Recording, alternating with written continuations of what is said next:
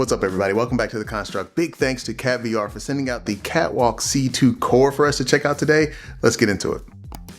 So I'm betting you clicked on this video because you have some interest in solving the locomotion issue in VR. And it's important because if you've chosen not to play a game in 2D on a flat screen, you've chosen to be immersed in the game that you're playing. And just pushing a thumbstick forward just doesn't quite cut it when it comes to being fully immersed in a first-person experience. And apparently the people at KatVR feel the same way about locomotion. They've been developing solutions for some time now, and the Catwalk C2 Core is the latest iteration for consumer locomotion. The C2 Core sells for about $999. I've seen it dip a little bit lower around the holidays, as low as $899, and there's other deals as well. So let's take a look at the C2 Core. It came in a pretty big box. I was lucky that it just barely fit into the back of my SUV, but I managed to get it home.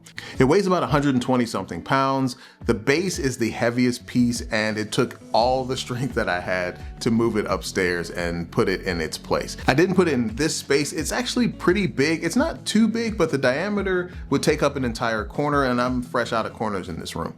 I'm not going to share any instructions on how to assemble it here. KatVR has provided some great videos that I'll link in the description if you're interested in what that looks like. But it was pretty cool that they actually included some gloves for your hands when putting this together. It took me about an hour to put everything together and get going. So here it is, completely constructed. It stands about 6 feet tall, 1 inch, so it's not too big, but just big enough. And the shoes you get with the KatVR are size dependent. I wear size 12, so it's going to be very hard to share these with anyone else in the house. So everyone will need their own pair of shoes to use it. That kind of keeps you from being able to share the experience. I wish that was better, but this is what we got. They also provide this little bottle of maintenance oil or lube or whatever this is to keep the surface of the base of the C2 Core looking really pristine, because the bottom of the mechanisms here will start to kind of scratch up the bottom. So you have to keep the surface cared for with this maintenance oil. The sensors that pick up your movement are inserted into this square at the bottom of the shoe. They resemble the optical sensor on a mouse. They are rechargeable, but they're a little hard to get out of here. Once I put them in, I really didn't want to take them out. And the good thing is that you don't have to. They will charge while they're still in the shoe. Just turn the shoe to the side and plug it in so you're ready to play next time. You will have to sync all of these sensors with your C2 Core for the first time, and it recommends that you charge them up before you start the sync process altogether. That third sensor you see there goes into the moving part of the C2 Core. This is the part that can detect whether or not you're turned and when you're turning. So let's get to why you're really here and hop into this thing and show you how some gameplay looks. So you can see I'm in virtual desktop here, just making sure everything is up and running. You can pull up the Gateway app on Steam VR as well, but as long as you have some way to look at the Gateway app. I want to call out one small mistake I made here. You're supposed to hit the calibrate button to make sure that you are lined up with your feet going in the same direction as the headset. I didn't do that. You can see that here. You can see the degrees are different for head direction versus body direction. But let me show you what happens when you proceed without hitting the calibrate button and actually start the game. So I load in here and I take one step and I start moving backwards. I actually end up falling down the elevator shaft here after I move a little bit more. And I'll try to hit the calibrate button while in game, but I wasn't 100% sure if it actually worked. So I'm gonna hop back into virtual desktop and just check to see if I'm synced up now. That's Alt Tab, so I can pull up the Gateway app. You can see I'm still not quite right.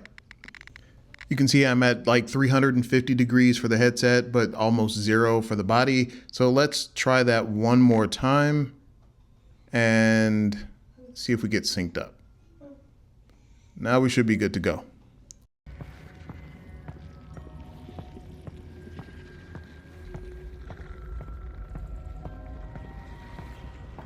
This place is overgrown. How dangerous do we think this stuff really is? Well, it is spores from another dimension, so probably, yeah, extremely. But a rare opportunity to examine alien flora up close.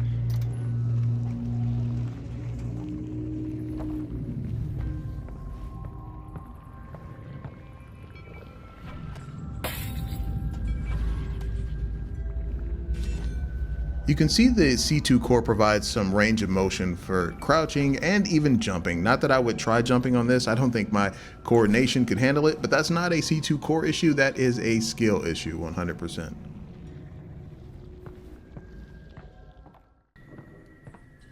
The Gateway application has settings to mimic real footsteps, so you can change the walking accuracy, the speed of your walk to better get a comfortable feeling. You can tell I'm kind of dragging a little bit here.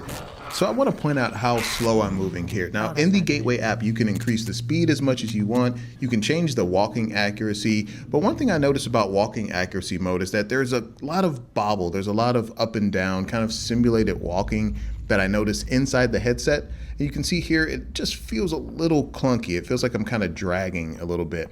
There is an alternate option, and that is the cruise mode. So KatVR has cared for that in the Gateway application here. You can see this in the menus. I can scroll down to the bottom and turn on cruise mode. And that will give me a warning about turning off all of the walking accuracy and speed and all of that. But if you really want to get into a game, get moving, and actually have some fast-paced action that doesn't feel as clunky, this option works out really nice. I'm going to walk around a little bit here to kind of show you how much smoother this looks.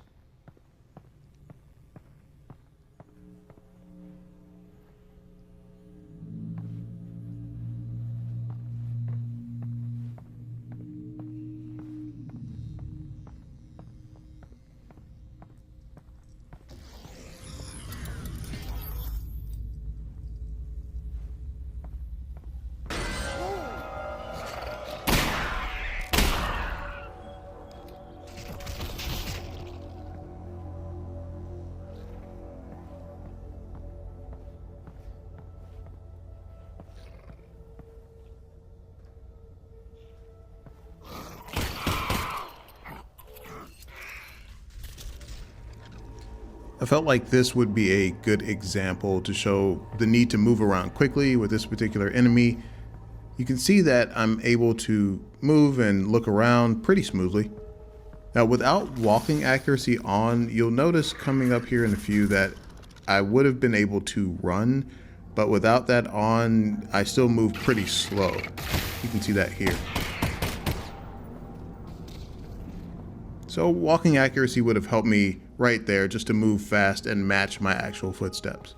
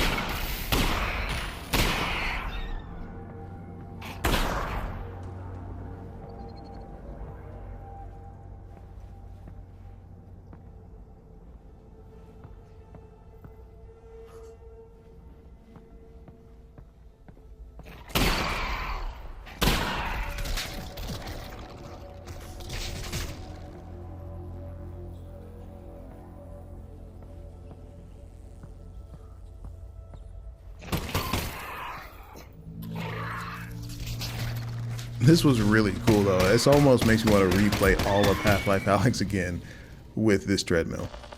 Alyx, what happened? There was like a dog-looking lightning thing. Oh, I'm sorry, I missed that. Another thing that might have been causing some of the dragging in my feet was the surface of the catwalk. I got some silicone lubricant from the hardware store. I got this tip from J-Bar. He makes a lot of great catwalk and treadmill content. I'll link in the description. But you can see I moved a little bit better after using this, but overall it's really just going to take some practice just to get the feel of moving on the treadmill. It doesn't really feel like walking because you are kind of stuck in one place, but you get the hang of it after a while. And you might want to pick up some headphones because this is what this sounds like outside of the headset.